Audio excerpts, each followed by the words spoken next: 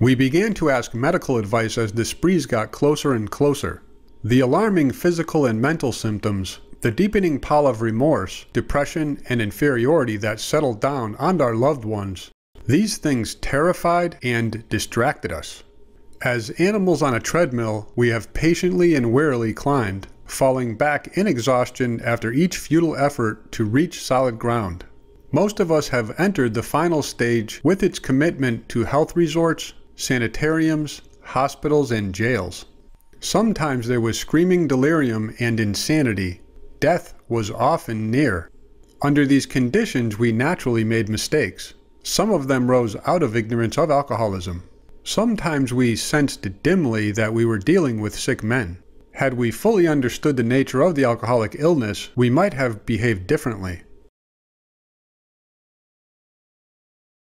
Alcoholism, which is also known as alcohol dependence syndrome, is a disease that is characterized by the following elements: craving, a strong need or compulsion to drink; loss of control, the frequent inability to stop drinking once the alcoholic begins drinking; physical dependence, the occurrence of withdrawal symptoms such as nausea, sweating, shakiness, and anxiety when alcohol use is stopped after a period of heavy drinking.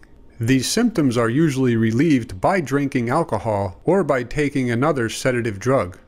Tolerance, the need for increasing amounts of alcohol in order to get high. Alcoholism has little to do with what kind of alcohol one drinks, how long one has been drinking, or even exactly how much alcohol one consumes. But it has a great deal to do with a person's uncontrollable need for alcohol. This description of alcoholism helps us understand why most alcoholics can't just use a little willpower to stop drinking.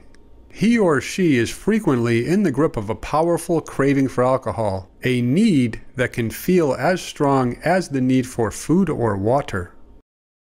While some people are able to recover without help, the majority of alcoholic individuals need outside assistance to recover from their disease. With support and treatment, many individuals are able to stop drinking and rebuild their lives. Many people wonder, why can some individuals use alcohol without problems, while others are utterly unable to control their drinking? Recent research, supported by the NIAAA, has demonstrated that for many people, a vulnerability to alcoholism is inherited. Yet, it is important to recognize that aspects of a person's environment, such as peer influences and the availability of alcohol, also are significant influences. Both inherited and environmental influences are called risk factors. But risk is not destiny. Just because alcoholism tends to run in families doesn't mean that a child of an alcoholic parent will automatically develop alcoholism.